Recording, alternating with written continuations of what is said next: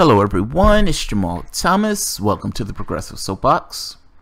So let me just make sure I'm up. I am seeing green all around and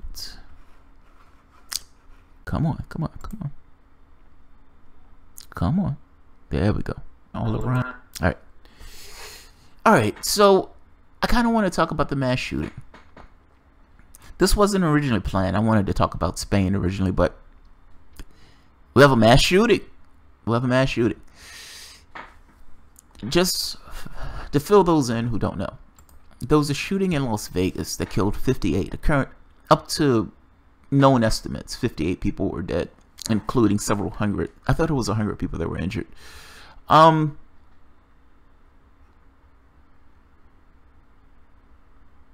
Six other. Okay, so let me just read it because I want to be accurate. This is The Guardian. The attack at the music festival in Las Vegas that left 58 people dead is the deadliest mass shooting in modern U.S. history, but there were 6 other mass shootings in the United States this past week alone.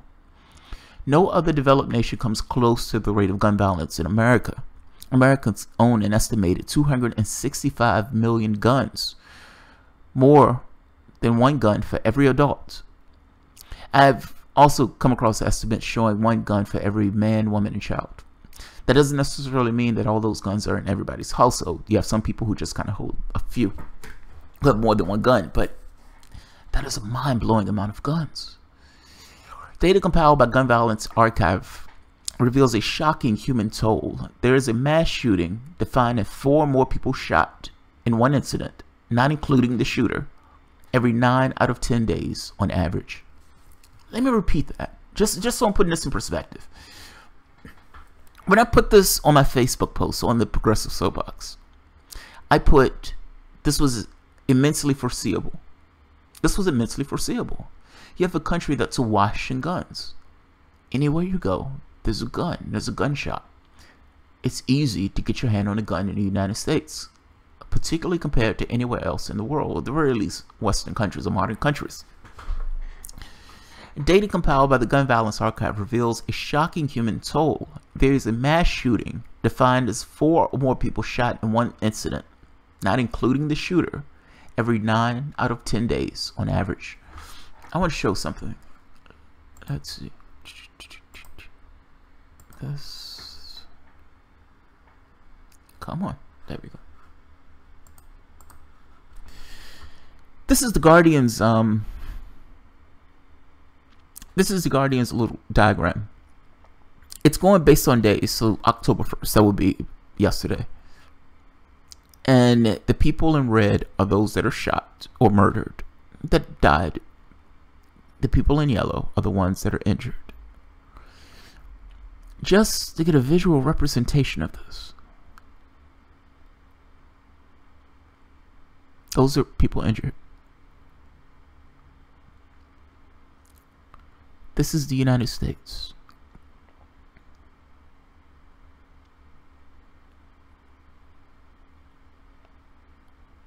When you see it like this, it looks trivial. Oh, they're little dots on the screen. These are people's lives. Mothers, daughters, sons, fathers, uncles, brothers, cousins, teachers. The people you run about in your daily life. The clerk at the checkout counter, the guy who sends your groceries. These are just regular people,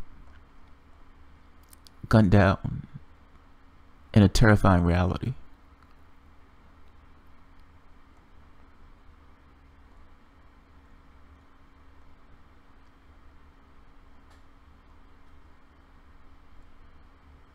Still going. Still going.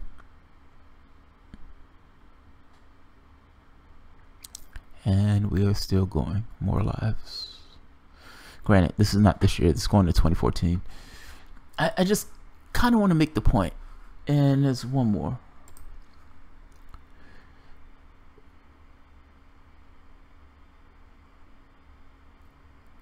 6 mass shooting in a week. 355th mass shooting this year alone. There have been more mass shootings than days of the year. Put that in perspective. Put that in perspective. There have been more mass shooting than days of the year. I was in Bahrain, and was it Bahrain? It was one of those countries. I don't remember which one. I'm sorry. At this point, it doesn't matter. But I was having a conversation with a cat from Britain, and he kind of asked this question. He was being earnest. What the fuck is wrong with your country? Why is your country? Why do you guys murder each other to the degree that you murder each other? Why can't you get anything done on guns? There was a mass shooting in Britain. We got rid of guns. They went away. We had rational people saying, hey, we don't need this on our streets. What's wrong with your country? I had to kind of explain to him that we have a gun culture. We have a gun culture. When you're looking at movies like John Wick, and you're like, oh, I love my John Wick. I love my John Wick. And he's murdering 120 people or whatever. It's okay. You're eating popcorn. You're drinking soda. And you go about your way and you don't think anything else of it.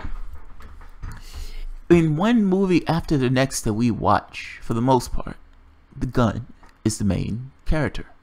Now, yes, there's a human being that's wielding that gun. But yes, we're perfectly okay with that person murdering a lot of people. That guy is considered the hero when he murders a lot of people.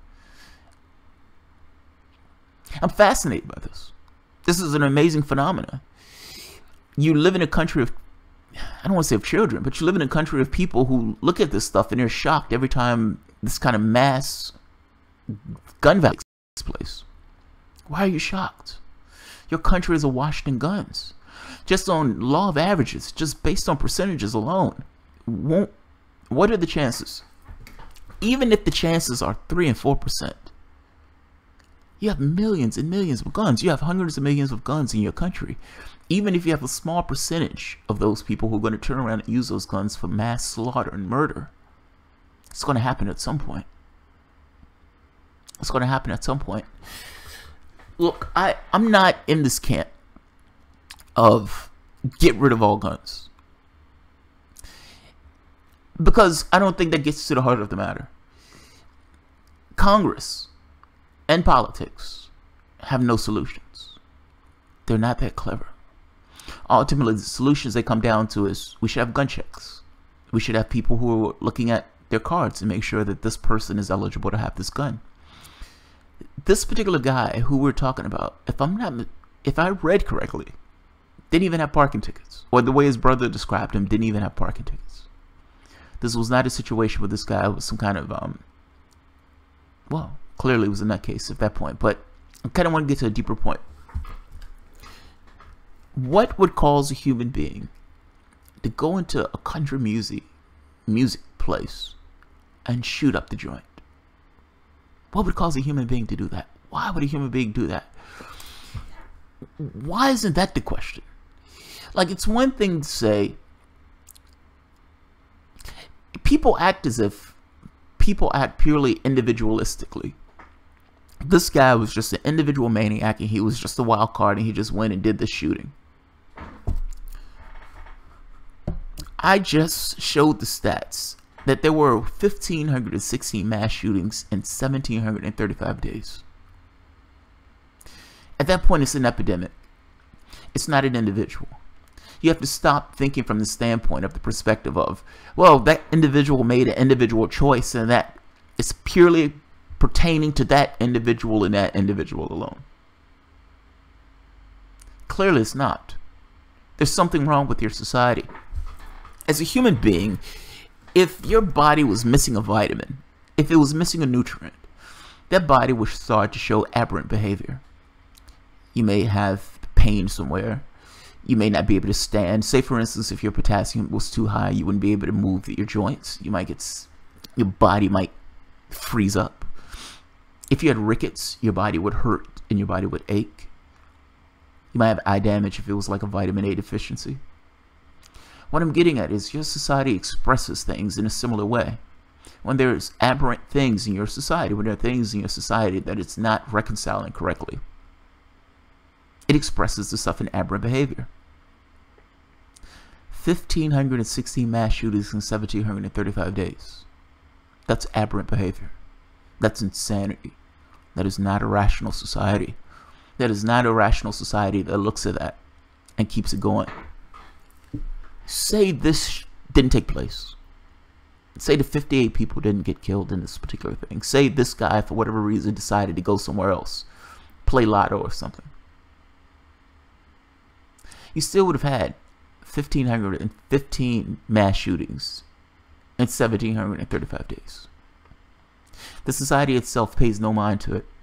It turns a blind eye. It's not my family. I don't care. I move on. What's wrong with the society itself? That's what I'm getting at.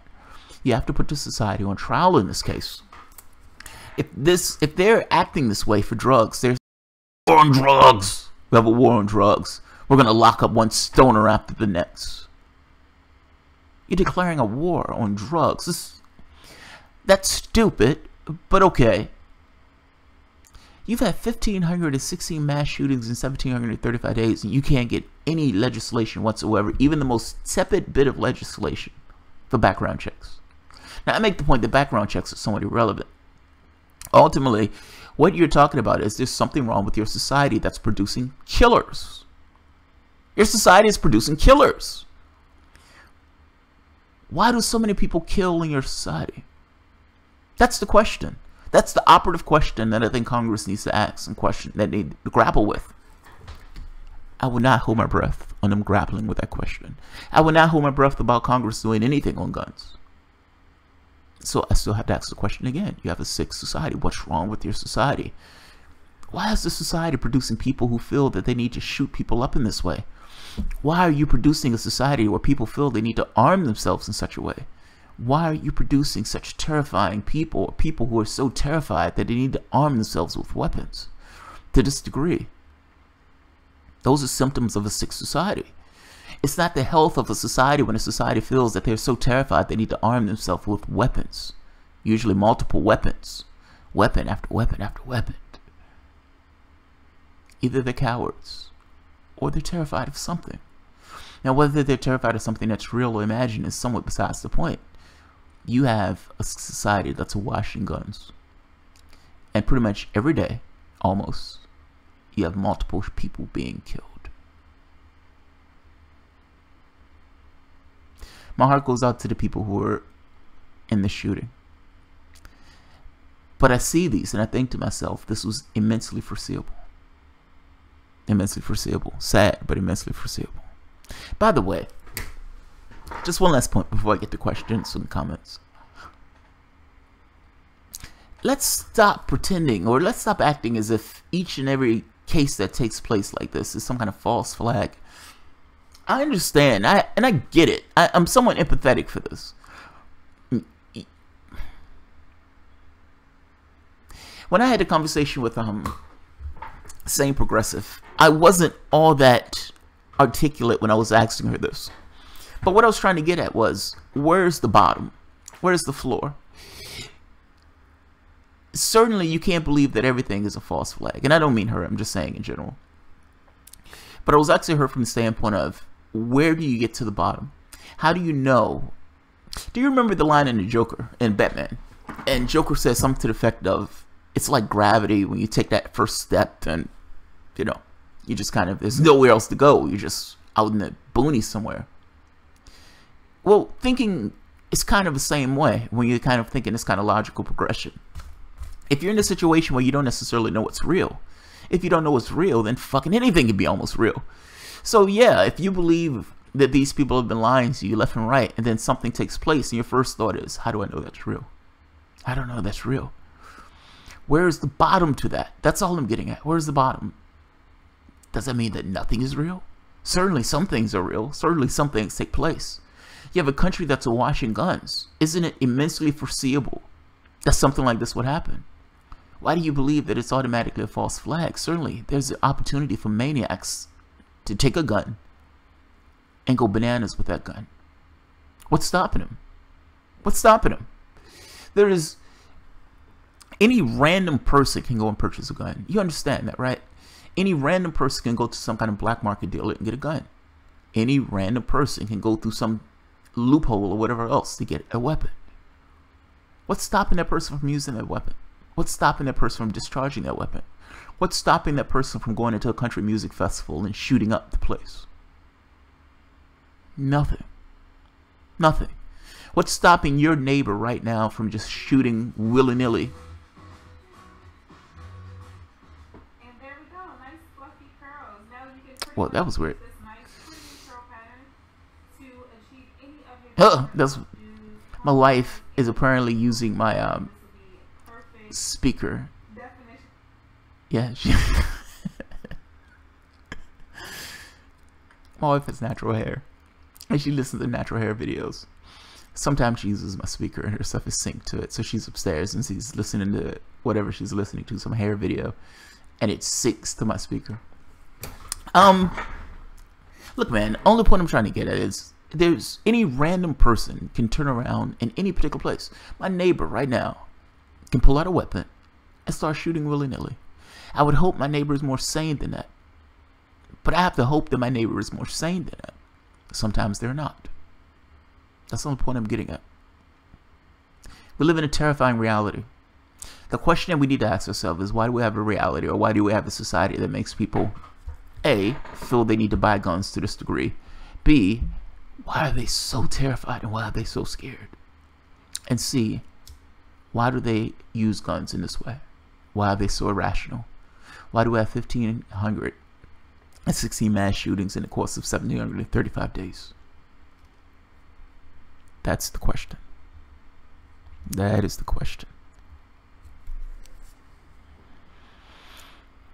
Have you seen the documentary called I Am Fishhead's Primal? I have not. And that was the text. We get it, Laura. You don't like Debbie. Just really off the rails. I love Debbie. I don't know what your issue is with Debbie. Agreed on this hoax shit. Debbie's video lacks so much logic and common sense. I absolutely love Debbie. Her video was so painfully off base. I haven't seen her video on this. How about wait a week or two before crying a hoax?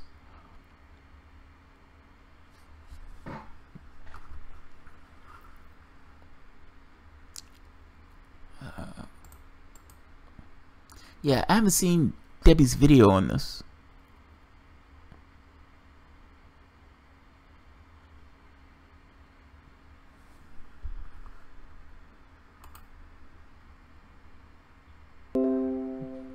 Ah, there we are. Alright guys, I should be back. And I am still seeing red. Yeah, I'm still seeing red. Alright, I'm gonna end this since I don't know if you guys are actually even receiving this at this point. Oh, I'm back up. Good. Yeah, I haven't seen Debbie's video on this, so I don't necessarily know what she's said about this.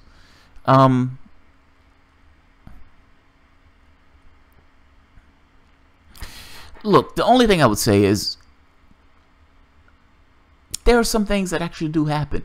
Like, and particularly when you're talking about foreseeable things, you're awash in guns. You honestly believe that there is no opportunity at all for some random person out of what, 325 million people. You don't think that there is even 1% of that population, hell, 0.1%, that may take the opportunity to use guns in a way that wasn't necessarily envisioned. Certainly there is. The entire point of a gun is to kill. You have all of these guns all throughout the country. Any random person can get their hands on them. Why is it unforeseeable that some maniac will go and live out their fantasies? Maybe they were watching The Matrix. Maybe they were watching John, what is it called? John, oh, I can't think of the name. I love that film. I use the film a lot because I love that film. That man is amazing with guns. I'm just trying to make this point. We have a gun culture. We have a gun culture in this country. This doesn't happen around the world, believe it or not. But it's like when you're looking at Western countries, for the most part, it is a rare thing. The United States far surpasses any other nation when it comes to gun violence. And I don't think you can look at the individual. That's all I'm saying. Yes, you can look at the individual. Yes, you can figure out why the individual tried to do it. But let's be honest. It's the society. It's the society. It's the society. That's hard to say, but it's the society. That's what I'm getting at. John Wick, thank you. Thank you. So you can figure out why the individual tried to do it, but let's be honest. It's the society. It's the society. Keep broadcasting at 720, 60. No, I'm in 30 FPS. I'm in 30 FPS. It was a hang up with the website, with the Wi-Fi. Red economics. Guns take the thinking, planning part of killing people. Instant emotion reaction. By the time the person calms down, they have a body count. Yes. But I guess what I'm getting at is, why pick it up in the first place? That's what I'm getting at. What in your society, what are the drivers in your society that tell somebody, I need to pick up a gun? I need to use that gun to attack another human being. I need to kill another human being. I need to maim a human being. But before we even get to that part, what's driving your society where the people of that society feel like, I need to be armed. I need to walk around with a weapon. I'm terrified. Somebody may get me. Somebody's out to get me. I need to get a weapon. When Obama came into office, if you remember, gun sales spiked like to some insane degree. People thought Obama was going to take away their guns. Obama had no plans on taking away their guns. This was something that Republicans said, and ultimately they used it to pretty good effect to con people into buying more guns. Why are they so scared? I think that's a fair point. I think it's a fair question.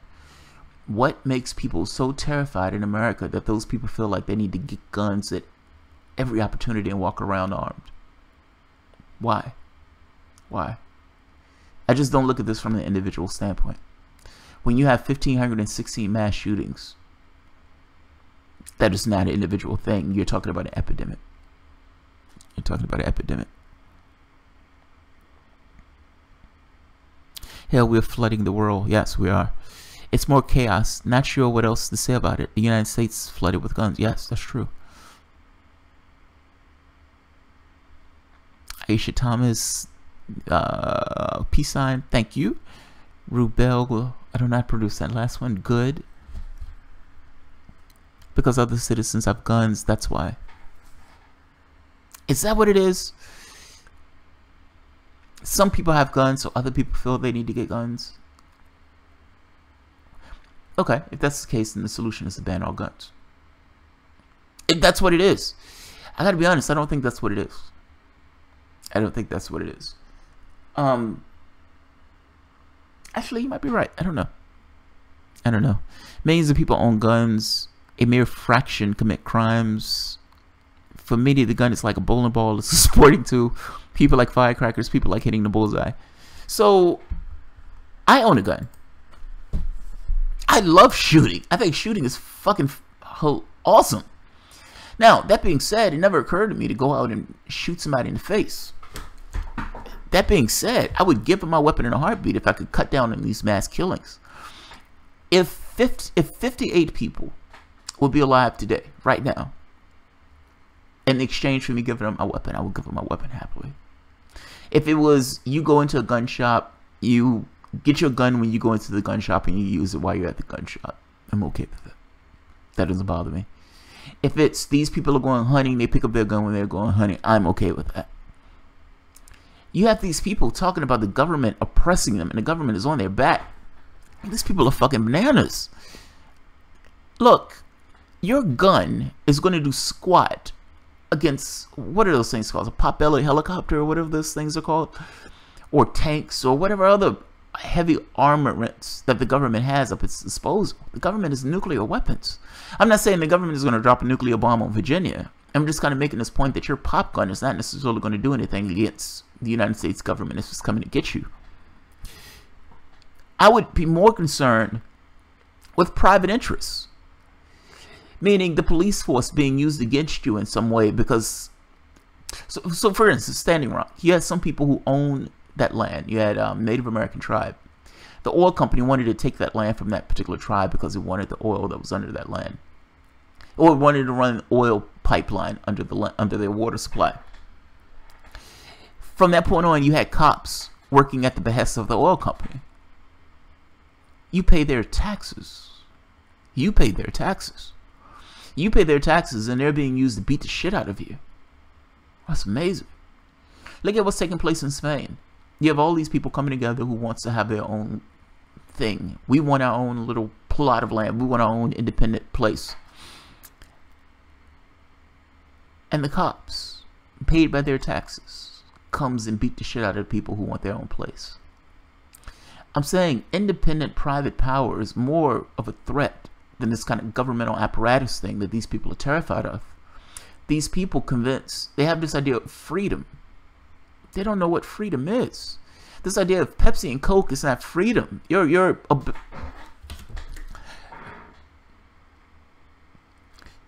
know, this larger question of what is freedom, and what does freedom even means in a sense. What they're talking about when they're talking about freedom, it's not actually freedom. Holding a gun is not necessarily freedom. Holding a gun is not necessarily going to protect your freedom. If the government wants you, the government can come and get you. I'm sorry. Your pop gun is not going to do anything against the United States military. That being said, if you're talking about the top 1% owning a massive amount of public property, or owning massive amount of property, it's not public property if it's owned by a private person. I'm saying this poorly.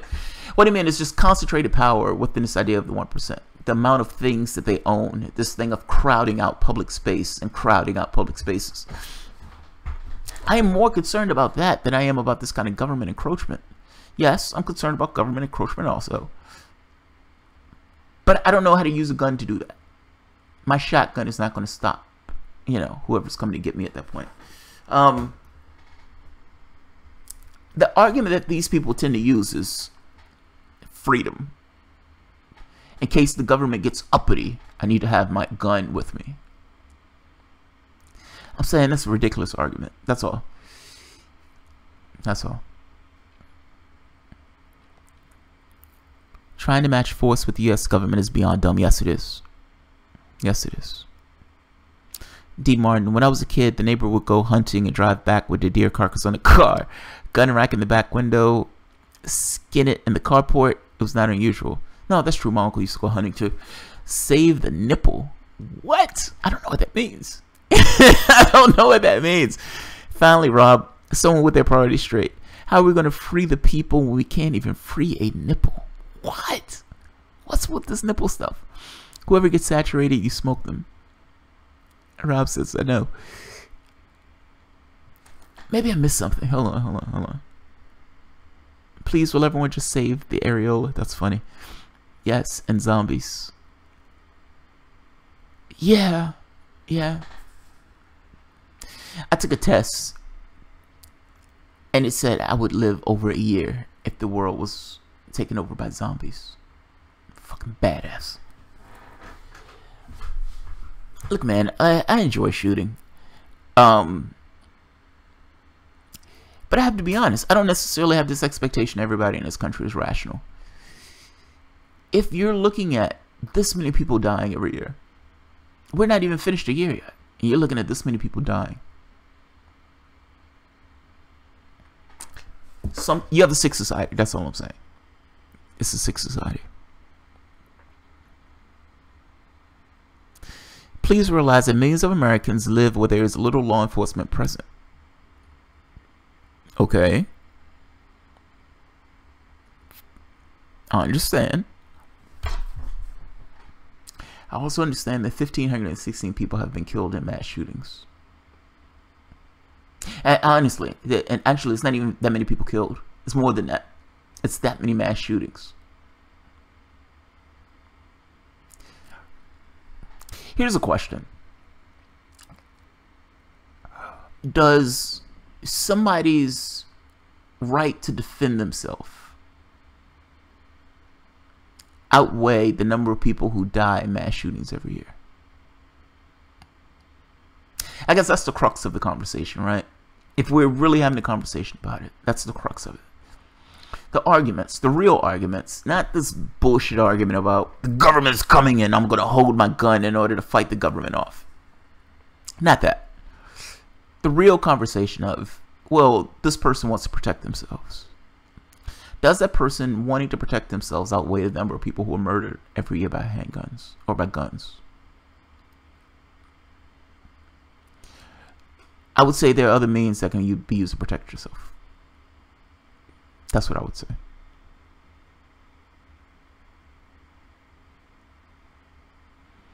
Some people in the United States actually should own guns. Go live near the Mexican border. Well, see, again, those things, this is kind of my point, man. Garnome, that's a good point, but slightly not. I'm giving you a point, but I'm slightly taking a point away. And this is what I mean. When I kind of make this point about this whole thing of, it's not the individual. Like, if you're dealing with these issues, you have to deal with these issues from a systemic level. The United States buys huge amounts of drugs from Mexico that fuels the Mexican drug lords, meaning you have this thing where the United States' drugs are illegal, so people get drugs from Mexico. That fuels a certain amount of drugs and crime in Mexico. That crime is kind of on the border itself as those drugs get transported in the United States. How do you deal with that issue? Now, the sane, rational person deals with that issue by legalizing drugs. All of them. Overnight, everything's illegal. Have at it. Go bonkers. Now, nobody in their right mind is going to say, I think I want to do heroin. I think I want to do meth. I think it'd be awesome to do meth over the weekend. Nobody will say that. Now, what you will find, though, is that you would keep these people out of prisons and these people will be more likely to get some kind of help. That's what I honestly believe. When Portugal legalized all their drugs, they found drug rates went down, not up. They went down. We should be learning from other countries in the same way. Each state was supposed to be this kind of a test tube thing. It's like their own little test tube. What works in one state? And you can migrate those things in other states. I'm making the point you should do that globally. If you're looking in Portugal and you're finding that Portugal drug rates went down, hey, maybe it's a good idea to get rid of those crimes. Stop locking people up for doing something that's singular to self. It's too much like right. You've just had a shooting where they've killed 58 people. Donald Trump responses, we shouldn't politicize this. We shouldn't politicize it. Which means we shouldn't do anything about this. Let it ride. Let it ride. Let's talk about it after everybody has forgotten about it. No. No. If you're going to have the conversation, have the conversation now.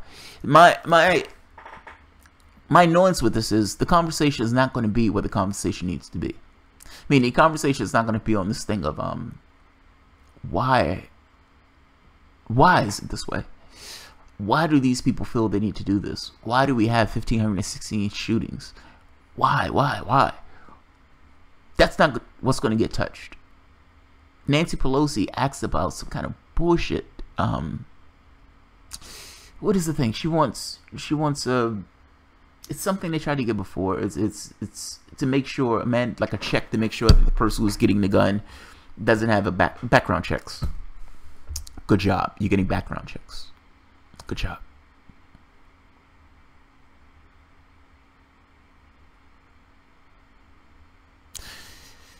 Garnome should be, could be. We will not get rid of guns in the United States in the near future. We need to find other solutions. Yes, I agree. I agree. The politics of the shooter may have contributed. Jeffrey Pearson, need to feed the blame game. If other team, Democrat, Republican, we can blame or be blamed. That's just it, man. It's not a I don't take this as this party is responsible or that party is responsible. I consider both responsible to some degree. Just from the standpoint of intransigence, they can get nothing done. What is the last thing that Congress has ever gotten done? You can say Obamacare, but Obamacare has left 20 million people uninsured. Now they're going to go with this idea of tax reform, but they're going to fuck people over royally. What substantive level Congress and the president have gotten done in our lifetimes that's been for the good, excluding Obamacare for the moment, but like a big piece of legislation for the good? Do you honestly believe that this particular Congress and this particular president is going to do anything for the good, particularly in regards to guns? I believe what's going to take place is they're going to let it ride. They're going to say this is not the time to talk about this. We shouldn't be talking about this right now. We shouldn't be politicizing this. We need to have this moment of contrition. We need to stick with the families and stand in solidarity, and we don't need to deal with anything else about the politics of it. That's what they're going to say. That's what they're going to say. And then you're going to have another mass shooting. And you're going to have other people saying it was a false flag. And you're going to have whoever the president is trying to get something done and not getting anything done. Assuming it's a Democrat. Now, it depends on the Democrat, though. It depends on the Democrat. So here's the thing. I am not of the mind that the political apparatus is broken. I don't think it's fully broken. I think it's atrophied. I think it may be rusted. But broken, no. I think you just need political will. And by political will, I mean you need a movement. You need people who are pissed off, who are going in the millions, and who are bugging the shit out of Congress. And I keep making this point of, what does it look like if 3 million people are flooding Washington? For whatever. I don't care what it is. At this point, shake people out their complacency. Shake people out their apathy. They've just murdered 58 human beings. They've just murdered 58 human beings. What is wrong with your society where somebody would feel that they need to do this? What pushed this person in this way to get up that morning, eat his Cheerios, grab his gun, go into a country music club, and shoot up a bunch of people? Why? You're in Vegas. Strip bars all over the place. There are casinos all over the place. Why? It's like it's mind-blowing that that's what takes place in Vegas. I guess, look, it doesn't matter that it's in Vegas. I'm slightly joking about the strip clubs and the casinos. I'm just kind of making this point that of all the things that you could have been doing on that particular day, that particular person decided that he wanted to go in and shoot up a bunch of people. Why? Why? We can act like it's an individualistic thing. I'm saying it's not. I'm saying it's not. I'm saying it's an epidemic. People looking for power, sometimes they find it by picking up a gun. Yes, that's true, sometimes. The anti and pro-gun lobbies refuse to sit down and discuss the issues for real. They're each in their corners and provide unreasonable positions. Yes, but that's because they have a financial incentive in regards to it. So, the NRA, the gun lobby, all those guys, well, they're not necessarily for gun owners. Their thing is for the people who make those guns. They have a fiscal incentive. They want to sell as many guns as possible.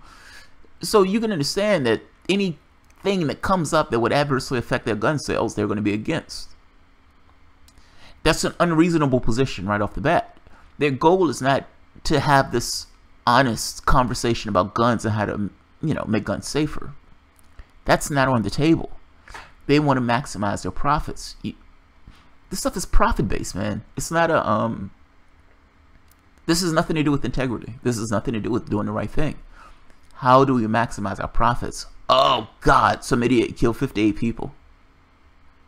Yeah, we still need to maximize our profits. We still need to maximize our profits. I am not holding my breath that the NRA or anybody else would sit down and talk.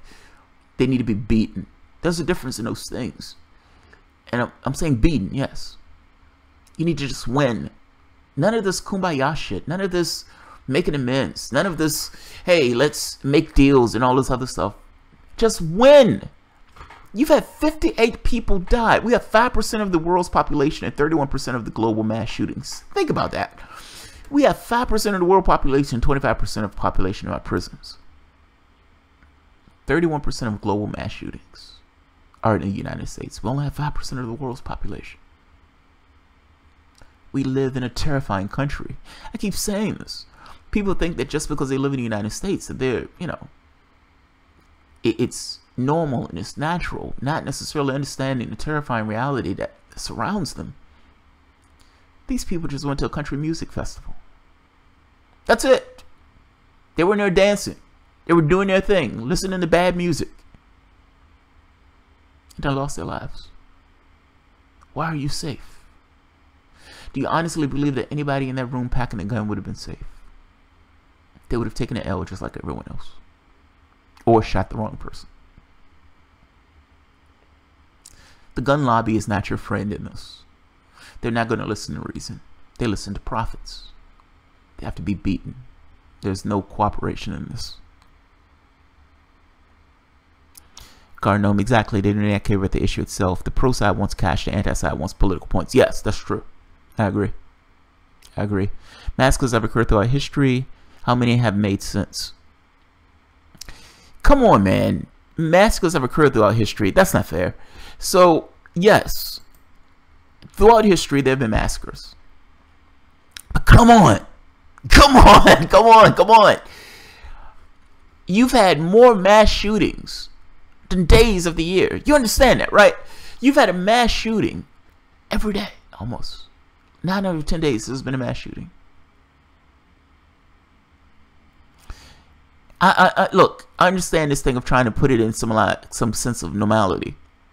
This is not normal. What is normal in this sense?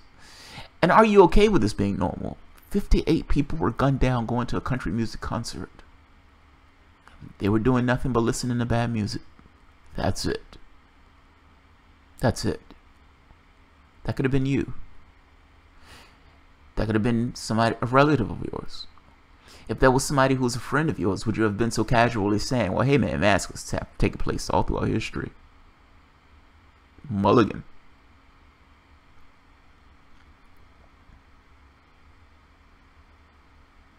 Primal. The NRA went full alt-right this year, in my honest opinion. Open shit like Dana Lush ads and the latest anti-NFL protest ads. Red economics. That's why nobody's voting. They feel that they don't have power to change anything. But that's just what they want you to think. If it was true, they wouldn't try so hard to convince you of it. Yeah, I do agree with that. Yeah, I absolutely agree with that. I think people get dispirited. I think they get dispirited. I think it's a few things. So, I think living in... I don't know how it is in other countries. Because I've never lived in other countries. I've just visited. But I would imagine, and just from interactions, people would say, voting doesn't matter. Voting doesn't matter. It doesn't matter if you go vote. It doesn't matter if you're into the political process. So you can see the trend where there's kind of less and less voting throughout the course of one year after the next, after the next, after the next. That's true. The question becomes, is that true? Are you telling me that if you had 1 million people, 2 million people, 3 million people, 4 million people, 10 million people flooding Washington, not just flooding Washington, maybe all throughout the United States, with these one rally after the next with a very specific goal or very specific point, that wouldn't matter?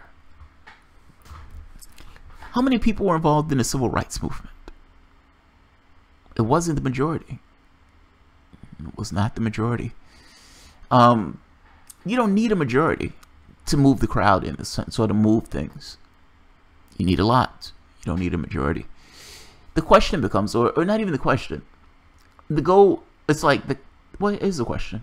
How do you get enough people focused on a specific thing where you can pull them out of their complacency?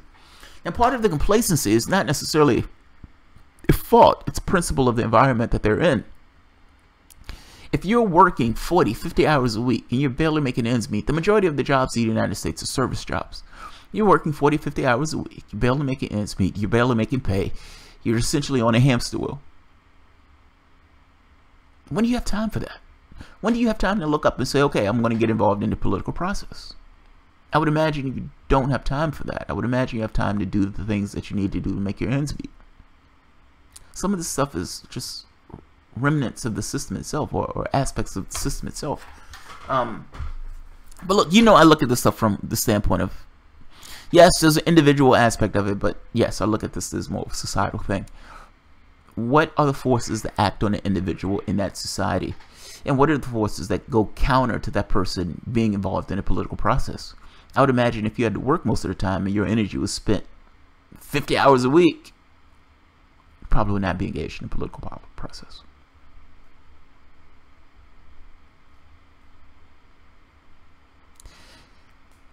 my fear is, and it's not my fear, it's probably more likely, Susan Sarandon said this thing of maybe it'll bring on the revolution.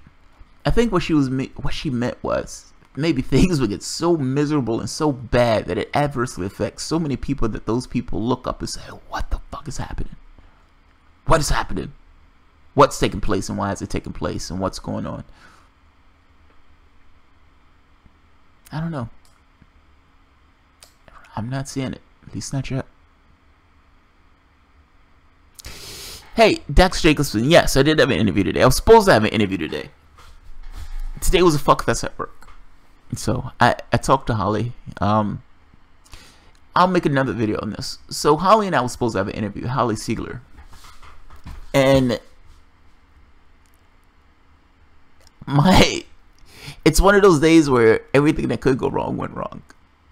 It's like, here's the task. Okay, I'll finish this task up. I'm a software engineer by trade. This is somewhat of a detour. And we have,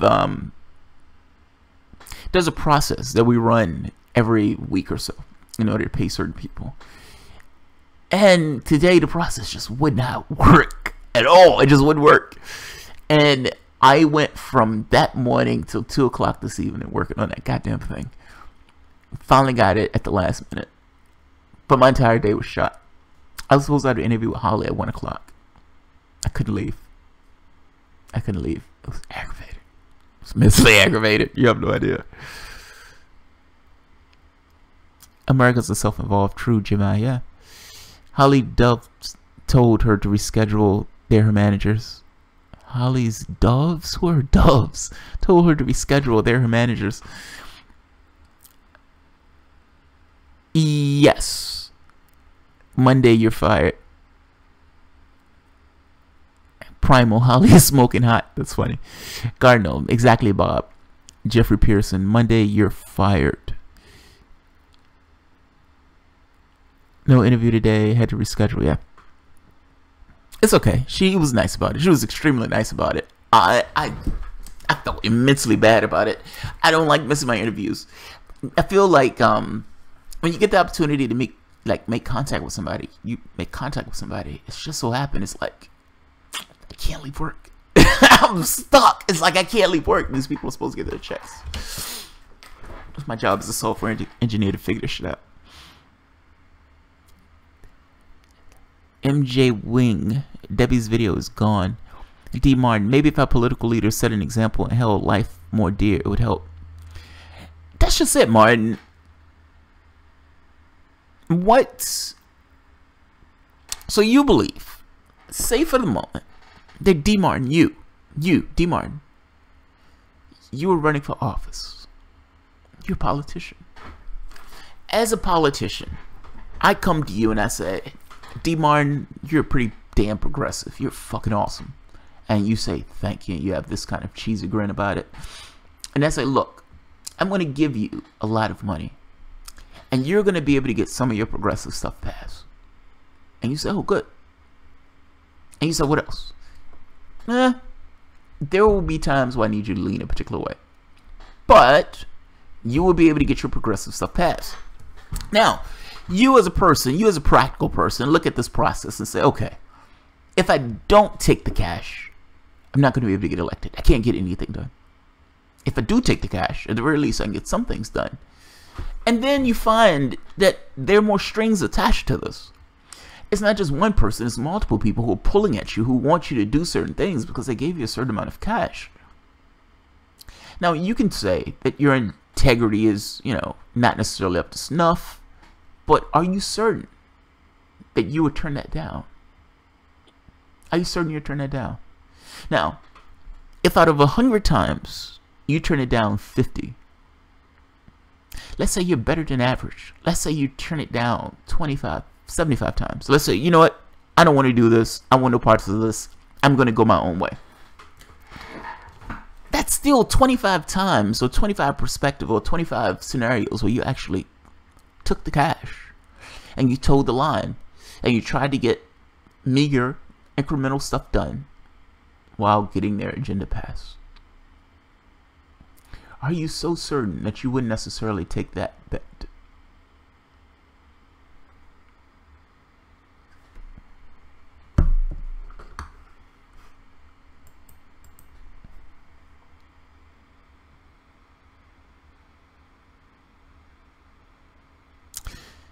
Debbie's video is gone. Primal. I like Deb. I like Debbie too. Deb takes in her videos a lot. That's Gardome. Primal. I like Debbie. I like her passion. She's like that because she cares so intensely. Yeah, she is. Wanted to see it. Hey, you guys have talked it up. I want to see it now too. Gardome. Then you find yourself on the phone for 8 hours a day calling donors when you should be legislating. Yes, yes, yes. So there's a Republican. The guy's name is Jolly. And he kind of made this point, like, he got into Congress and he was shocked as shit to find out that 75% of his day was spent on the phones asking for cash. If most of your day is on the phone asking for cash, what's your perspective? What's your worldview? Your worldview is the people who you're in the room with. Even if you start off with a certain perspective, the people who you end up talking to constantly, over and over again, the people who are asking you for things, they're of a certain type. They're of a certain class. When Nancy Pelosi is like, we're capitalists! We're capitalists! She's making a point. Not just socialist shit. We don't have anything to do with this. We're capitalists. We're Democrats. Fine. Represent my interests, or you don't get my vote. Call yourself whatever you want to call yourself. Have a litmus test. Yeah, 75% of the time, I was getting cash. Oh, and Miss Thomas, and now you're the bitch for the buck. People are pissed at Bernie over the $27 they gave, or way more. Anytime money changes hands, you have to deliver. You know what? That's the fascinating point, right? So under normal circumstances, these guys are getting huge amounts of money, millions and millions of dollars. Hillary Clinton got $1 billion. She could have burned that money on the White House lawn. Bernie Sanders got what, 220 million? Bernie Sanders might have hit $1 billion if he continued to run for the entire election. And yes, when you get that money, you have to deliver. The catch is, Bernie was getting that money from regular people. That's the fascinating part about this. It upsets the apple cart. It completely destroys this dynamic of, we don't have a choice. This is the best country that you can get because we don't have a choice. We have to take this money from these people, because if we don't take the money from these people, we can't get elected. You can't get elected anyway. You've lost everything. Most popular senator, most popular politician in the United States. This is a guy who calls himself a socialist, who didn't take any corporate cash, and for the most part ran a race outraising Hillary Clinton, who was getting money hand over fist from very large donors. Sanders was getting it $27 at a time. There's a story where a guy, wealthy guy, was like, hey, I like what that guy is selling. I want to write him a check. And Sanders says, you can write the maximum amount. Or whoever it was, you can write the maximum amount that you can write. I don't want anything else. Anything more than whatever their maximum amount is.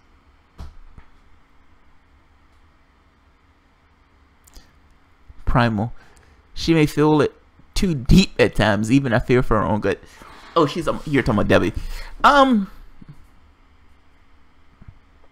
Look, you've always heard me say I like Debbie. She has an intensity about it. My wife, my wife would joke me because when I had my interview with her, I was excited. I had the opportunity to say I've been watching Debbie for a while, at least for that year. Whatever you want to say about her, whatever you want to say. Like, I've heard people take shots at her and all this other stuff. Whatever you want to say. There is something to be said about somebody who could speak their mind, would speak their truth, and say, this is what I believe. This is what I firmly and honestly believe. And I would scream it if I have to be in a forest screaming by myself. The world can go fuck themselves. This is what I believe, and this is what I'm going to say. There's something to be said about that, man. That is a strength. That is not a bad thing at all. Even at times where I disagree, I'm like, oh, a little too much. So what? You're not going to agree with everybody. That's what it is.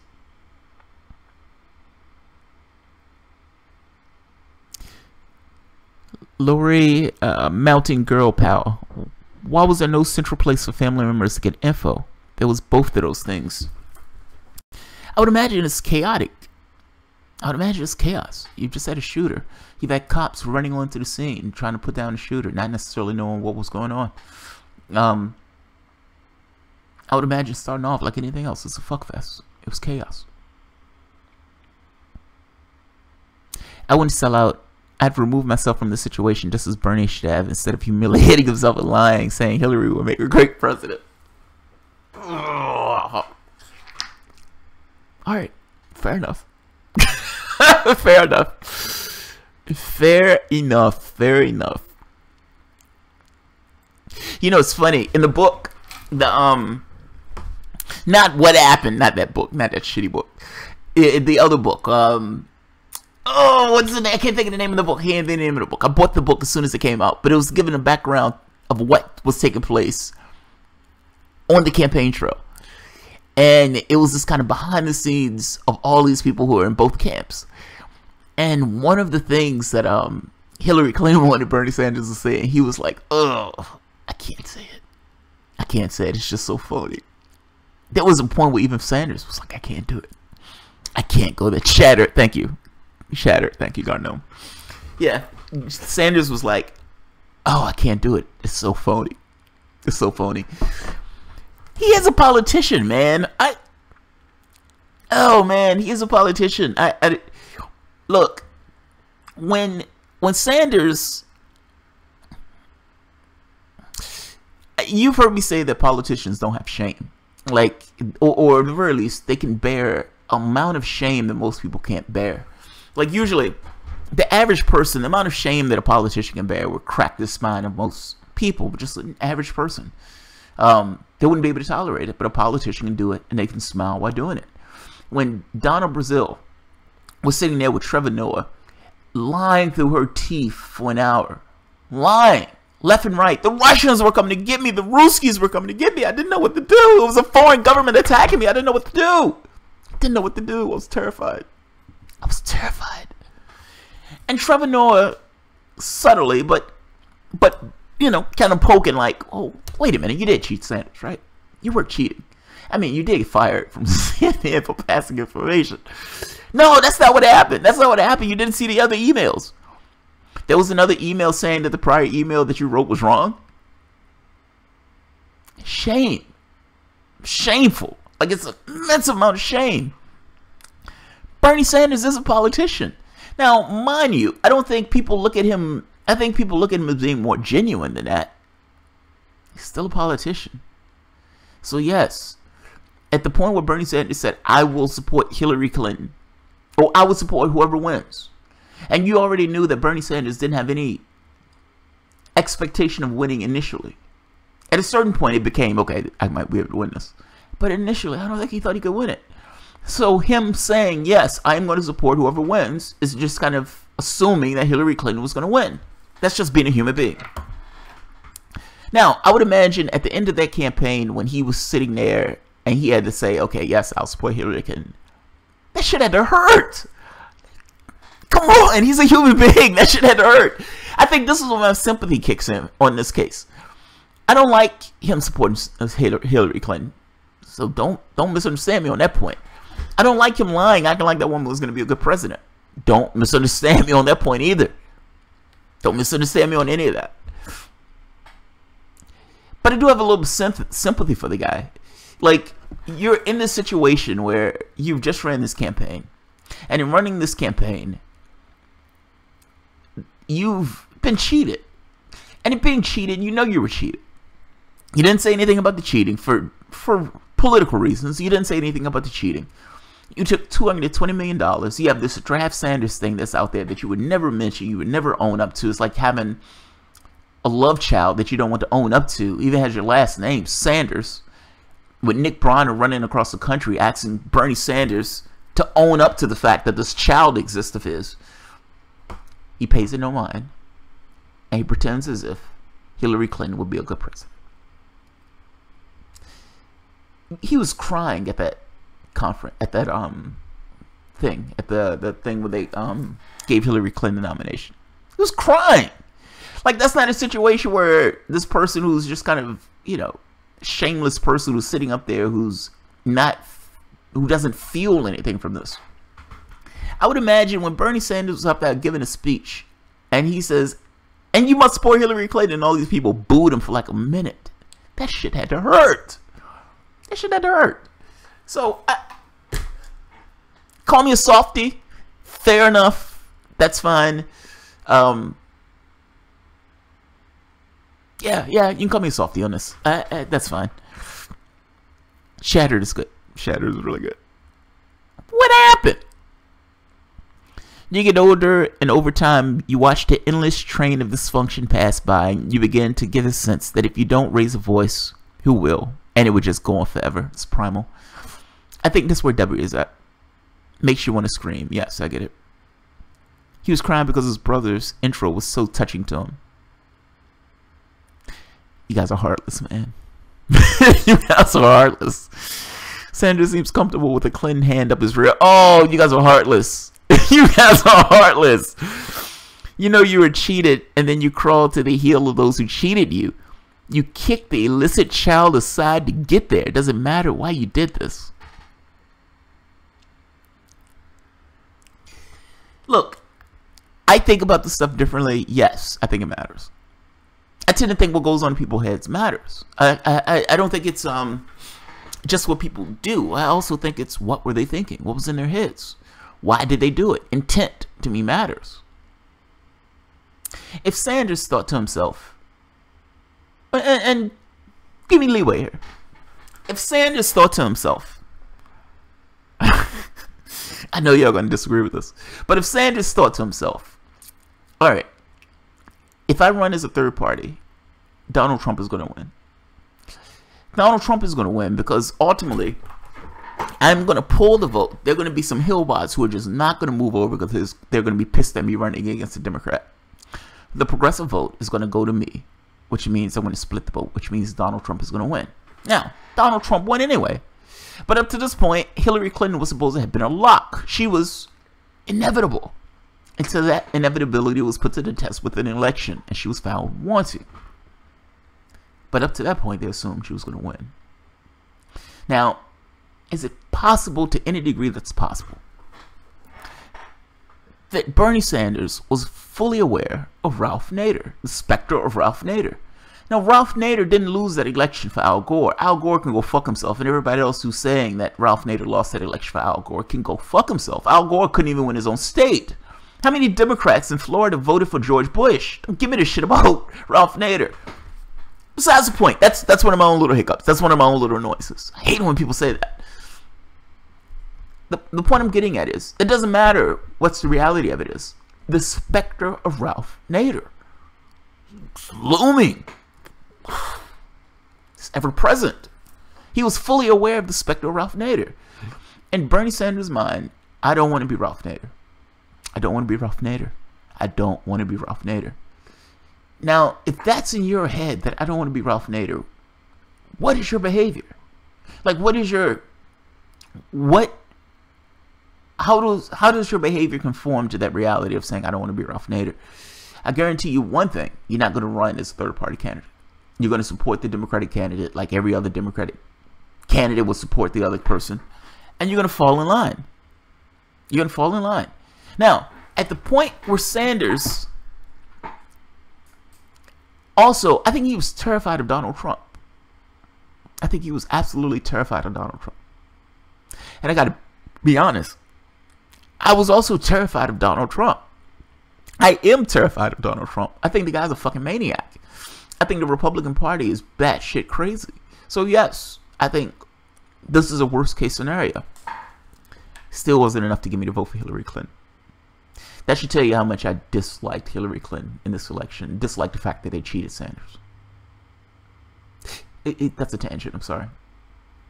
I guess the point I'm getting at, if he didn't want to be Ralph Nader, then he wasn't going to do anything to upset the apple cart. He was going to be a good little soldier. He was going to fall in line. And that's exactly what he did.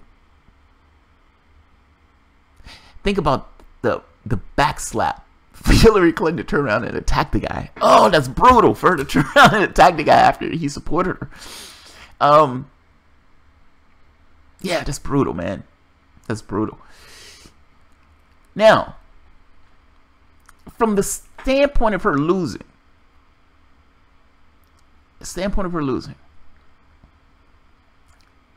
at 3 in the morning, after she lost, if you're Bernie Sanders and you're laying in bed with your wife, You turn around so you're not facing her. You're just kind of facing away, a nightstand or something.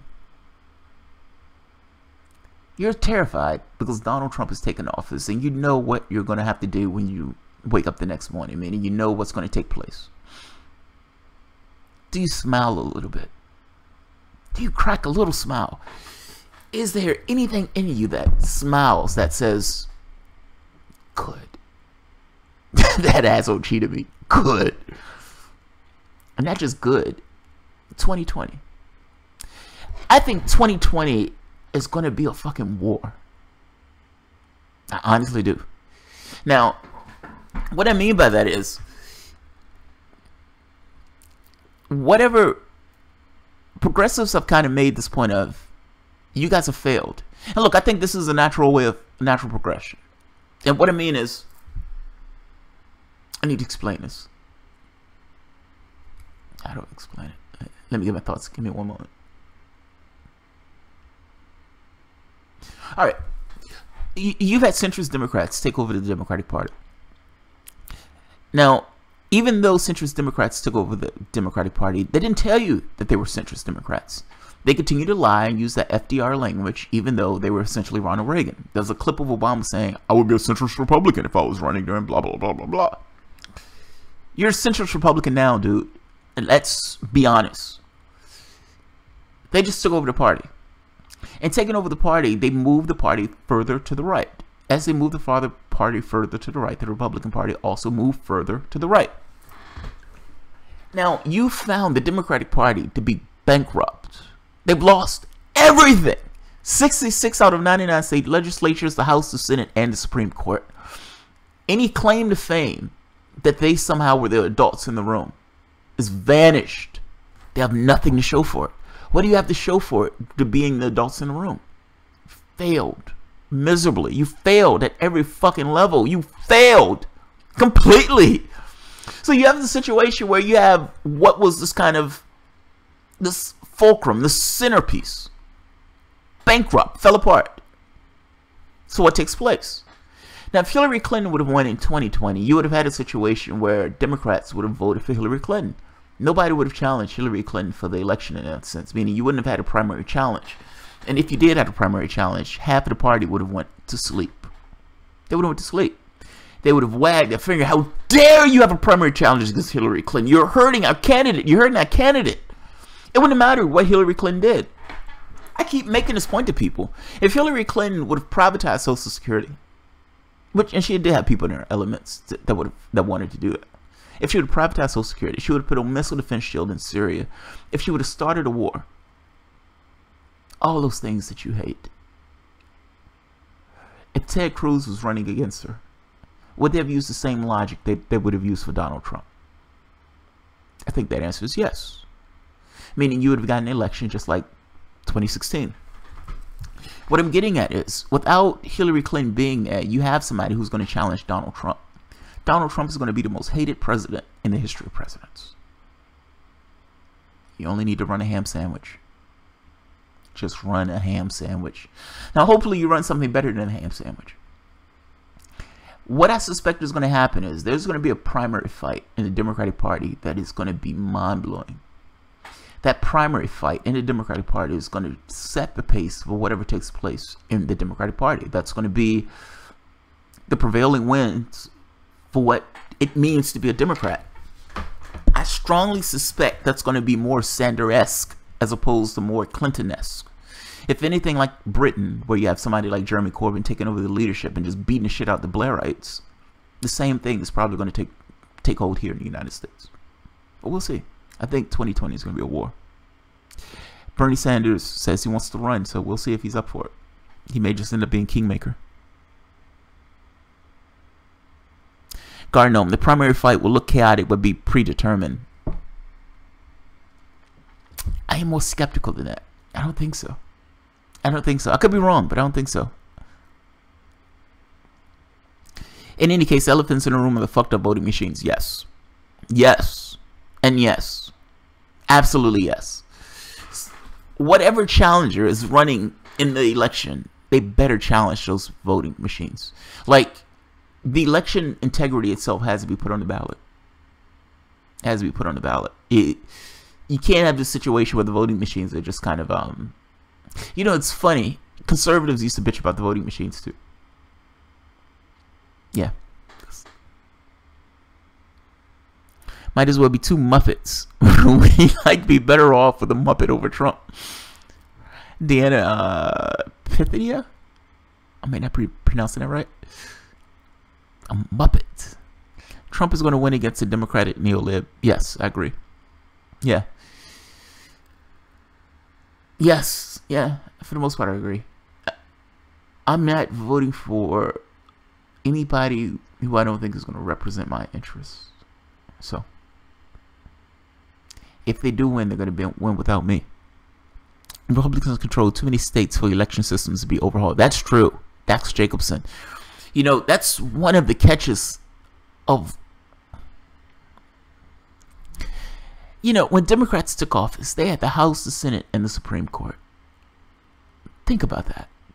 I mean, not the Supreme Court, I'm sorry, the House and the Senate. They had the opportunity to finally take the Supreme Court. And they were so weak, they couldn't get their guy through. Sad and pathetic. Sad and pathetic. I've always said that the most efficient way to herd sheep is putting a sheepdog in their flanks, also known as two-party system. Well, from a gaming point, the two-party system is easy to game. I mean, think about it. You have one party, Republican Party, that's for the most part completely obsequious to the wealth of the nation, the rich, the plutocrats. And you have the Democratic Party. Who do they represent? The exact same interests. How hard is it to buy up two parties? Democrats are now outraising Republicans. That should tell you right off the bat who's working for who. Both of them are. Both of them are the same thing. Yes, Republicans are more batshit crazy, but Democrats are just as bad. Pepsi or Coke? Pepsi is sweeter. Pepsi is a little bit sweeter. They're the same drink. The trick of the two-party system is it makes you think that there's actually a choice. You have this guy, and you have this guy. It makes it look like both of these things are the ranges of debate. The ranges of debate go far beyond what these two parties are talking about. It's just what they want you to talk about. It's somewhat of a gimmick. You buy up both. You buy up both. You don't have this option of like a third or fourth party to hold the other two parties accountable. It's problematic at best. We need a different system, man. That's all I'm saying. We need a different system. There is nothing stopping us from reorganizing ourselves. Meaning, you've heard me say this before. There's no heaven above or hell below that tells us how we should organize ourselves as a society. It just seems so intractable. Change it. It just seems so intractable. It's dispiriting. Primal. The Democrats want to reach across an aisle. Or was it a reach around? I can't remember. They're just weak. They're just weak. They're just weak. Call it what it is. They're weak. They're weak. Absolutely weak. There have been times where, put it this way, there have been times where I wish Obama was more like Trump. There have been times where I wish Obama was more like Trump. There have been things, whatever you want to think about Trump, man. The guy's a buffoon. The guy's a fucking clown. But he has no shame. Like, and I don't know what do you want to call it. He would take a position and he would just stay. He would just stay. It doesn't matter that the position is absurd. He would stay. I've had the largest crowds in the history of crowds. Yes. Fucking Donald Trump. I had the largest crowds. Dude, you realize we see pictures, right? What? No. I'm going to get this investigated. And he actually put through an investigation. He called the guy up and say, hey, I need to see the pictures and everything that you guys got. They're trying to say that these crowds weren't the largest crowds ever. And I know these were the largest crowds ever. I'm Donald Trump. Donald Trump. Of course it was insane. The guy had like a 30% approval rating. Nobody liked him. It's just so happy he was running against Hillary Clinton that he won. He would take a position and he would stand on that position. Doesn't matter how ridiculous the position is. Democrats are just noodles, man. They're just wet noodles. Just vote. The beauty of this is that they're radicalizing progressives. If nothing else, they're radicalizing progressives. They've gotten to the point where progressives or the leftists have said, all right, you guys are no longer the adults in the room. You guys have given up your right to run this shit. And for the most part, they have gotten quite aggressive. It's funny to hear Democrats are like, why are you attacking Kamala Harris? She's a perfectly good person. Why are you attacking Cory Booker? He's a perfectly good guy. You just need to meet him. He's a perfectly good guy. He's not my guy. He's not my guy.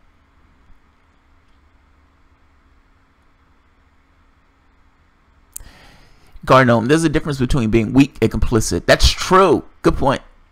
Good point. Good point. It's like, we want to lower taxes. No, we don't want you to lower. Okay. We'll lower them by this much. Yeah. Even 21% of Democrats are with him on the NFL issue. Even 24% of those who disapprove of the job he's doing overall sees the issue his way. The NFL fiasco is another cigar that blew up in Soros' face. I don't know what Soros had to do with the NFL issue. Look, everything that takes place is not necessarily because somebody's forcing it to take place. Colin Kaepernick wanted to create a conversation about this thing of you're murdering people in the streets. Cops are murdering civilians. Stop murdering unarmed civilians. That was a conversation he wanted to have. That conversation, over time, eventually kind of blew up to a point where, okay, now we're having a conversation about it. You have part of the country that says, you're disrespecting the flag, man. And it's like, you understand that the original point of this was you're murdering people, and if you want us to stand up for the flag, you should stand up for the civilians being murdered. The difference in this is they don't see this as civilians being murdered. They look at it as that cop is okay. That cop is perfectly justified in murdering civilians. That's why they're going with this idea of it's okay for them to... This whole flag issue, it's nothing to do with the goddamn flag. He's taking a knee because he's saying stop murdering people. Stop murdering people. Either you believe that it's just that a cop in this country can murder a civilian, black, white, or otherwise, or you don't. Bringing the flag thing into it cheapens the argument. It cheapens the argument. Totally cheapens the argument. Only thing that pisses me off is the violence on our side. When you have the moral high ground, you don't undermine yourself. Give the right ammo. You're talking about Antifa. Americans don't get nuance. No, they don't. Dax Jacobson. No, they don't. No, they don't. Garnome, did you ever see Street Fighter, the doc about Cory Booker? No, I haven't. I'm gonna look that up. I'm gonna look it up. I think Kaepernick is awesome. Yeah, he is. But most Americans don't think so. I don't give a shit what most Americans think. I think most Americans are idiots. Yeah, Kaepernick is awesome. Kaepernick is awesome. It takes a huge amount of strength to take a knee in front of thousands and thousands of people saying, yes, if you're not going to stand for me, I'm not standing for you. He didn't make a noise about it. He didn't make a fuss about it. He just did it. He didn't care who was with him. He just did it. God bless him. God bless him. Alright guys, we're going like an hour and 20, so I'm going to end this. I'm fatiguing immensely. And we're way from where we started off. CK is a cash cow. Teams are foolish not to sign him. See, I think for them, they're concerned that he's cutting their ratings. Like the number of people who are, you know, it's funny. One of the women I work with, she's a lefty, and she comes back in and she's like, these guys are out there talking about Kaepernick. She says, I had to hold my tongue. I didn't want to say anything. Yeah, people may feel different. I don't care if they feel different. They're murdering people. Cops are murdering people. You either put a leash on them or you do something else. But ultimately, cops are murdering people. Kaepernick and these other NFL players are taking a knee saying, hey, stop murdering people. And at this point, it's become this thing between the NFL and Trump. However those people need to see it, ultimately what it boils down to is your cops are murdering people. You can drape yourself in the flag all you want. That's trying to deflect from the main point, from the original point. I will stand for your flag when you stop killing us. You stop killing us. So, Not to mention, this flag thing, it's a failed argument. The things that we've been doing in this country with regards to military is atrocious. We've been going into one country after the next, murdering one civilian after the next. Some of the reports had 90% of the people we hit were civilians. Donald Trump has upped the ante on that, even moving stuff into the CIA so the CIA can have drone strikes, so we can't necessarily see how many people the CIA is murdering with those drone strikes. I don't want to hear shit about the military as being this thing of, look, those people have been sold a bill of goods. They believe that their military is doing this kind of patriotic thing. Their military is out there murdering people. It's murdering people. They've taken and leveraged their bravery. And look, those people are courageous. They're brave. God bless them. That's great. Your country is leveraging that for its own ends. Now, it's not your country, by the way. It's your government that's leveraging the bravery of those people to go out, either drone strikes or to drop troops in those countries.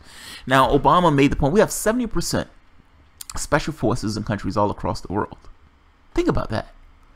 Of 70% of the countries on this planet have special forces from the United States. What do you think those people are doing in those countries? They're killing people. They're killing people. Somebody gets hurt in pursuant to trying to kill somebody else. That's what we're talking about. It's like, hey man, some of those people may feel some kind of way because you're disrespecting their troops. I don't know what that means. I don't know what that means. Our military has been going out and has been used for ill ends. That's what I know. There are no, there are no pirates at our gates. There's nobody trying to beat down the gates to get into our country. Ultimately, what we're talking about is our military being used for aggressive means, for wars of aggression. That's not patriotic. Those are wars of aggression. I don't know what your government told you to make you think that murdering people abroad is okay. It is not. Particularly when most of those people are civilians. My sympathy goes out to the people in the military and their families. I have people in my family who are in the military. Doesn't change the fact that the military has been used for bad ends. Doesn't change it at all. You can call it defense all you want. Ultimately, what we're talking about are wars of aggression. Be honest.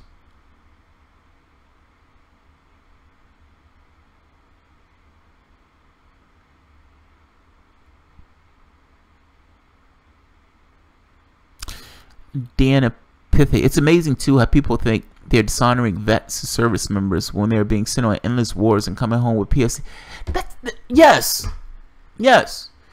You would think that the position of saying honoring the vets is keeping those fucking people at home. I don't want my cousin going abroad to fight in some stupid fucking war. Leave them at home. You know how I want to honor the vets? By not having to be veterans. That's what I want to do. I want those people to train endlessly to do nothing. To do squat. If you want to put them to work to do something, let them do something in the country itself for good ends. Going into other countries to hurt and maim and kill other people and getting fucked up themselves in the process or getting maimed and killed themselves is not what I call honoring the vets. Good point. Extraordinarily good point. Primal, the documentary Iraq for Sale is a perfect example of why they engage in war constantly. Well, it's profit. The NFL assigned Titus. The NFL has assigned multiple contracts with several government agencies since 2009 to have the players paraded out into the field for pro-government optics. Before 2009, teams stayed in the locker room. That's interesting. That's interesting. Seriously, yes. Clean up Puerto Rico. Now, the thing is, our military is in Puerto Rico. We do have military in Puerto Rico. So the issue with Puerto Rico is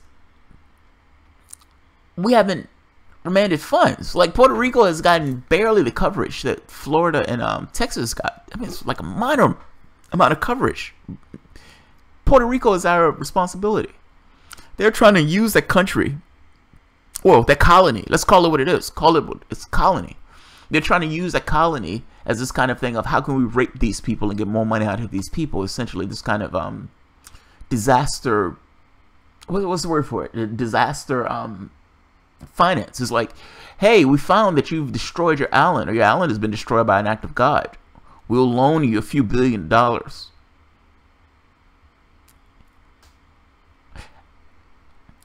Look, Puerto Rico's a colony. Back in, I think it was 1898. My date may be slightly off. The United States government had a war with Spain, in which case it annexed Puerto Rico. It took it as a colony. Now, Puerto Rico is an awesome military hub in addition to being an awesome sugar producer. It had other crops at the time, but the United States wanted to be specific to sugar, so it got rid of the other crops, put all of these people in poverty, and went to, for the most part, sugar. It kept it as a colony. It doesn't want it to be a state because it's dirt poor, and for the most part, doesn't want to let it be its own thing. It's keeping it as a colony. Doesn't want to call it a colony. It has no voting rights. Doesn't even have access or doesn't even have control of the government or apparatus itself. We own it, lock, stock, and barrel. And that country has been destroyed by an act of God. And what Trump is saying is, we'll loan you money. We'll loan you the cash to get it straight. We have $1 trillion to spend on the military. The military can lose $5.7 trillion in 2015. Puerto Rico, though, can't do anything about that. We have to loan you cash. You can get loans. It's amazing. It's absolutely amazing. People are fucking horrible. Disaster capitalism, yes. Yeah, me too. I like that mayor. That mayor has spine, man. But yeah, I would imagine you would have spine if you're fighting for something. Like when you have this situation of you have all of these people who are looking up to you for your help, your assistance. Yeah, it gives you a certain amount of oomph. Gives you a amount of oomph. High Impact Fix on YouTube did a great video the other day about the government exploiting the players. Yeah. Dax Jacobs, it's also legal to run sweatshops there. Oh, that's horrid. Garnome, they want to apply the IMF debt restructuring models to Puerto Rico. Yeah, they're trying to fuck Puerto Rico over. They already fucked Puerto Rico over with that finance thing that they have. That kind of it's like the thing they have in Flint, Michigan. It's like they use private interests to take over the government apparatus. That just seems massively illegal to me. It's not government, man. Believe it or not, with government, you at the very least have a seat at the table. Your issue is private interests. Having concentrated private interests. When you hear people talk about freedom, your question should be freedom for who to do what? Freedom for who to do what? Republicans love to talk about freedom. Ultimately, they're not talking about that for you. They're talking about that for the people who are paying them. You're in a capitalistic society. Freedom in a capitalistic society. Your range of decision space is determined by the amount of money that you have in your pocket. People with the money, the plutocrats, they have freedom in that sense. They can do whatever they want. Whether you eat, stay, sleep, the food that you consume, all those things are determined by the amount of money that you have in your pocket. How much cash do you have? That's your decision space. That's your freedom. The freedom that Republicans talk about has nothing to do with you. It has nothing to do with the ordinary citizens. That freedom is very specific to their audience. Who's giving us cash? Who's giving us cash? Who wants us to lower their tax burden? That's what that's about. That's what that's about.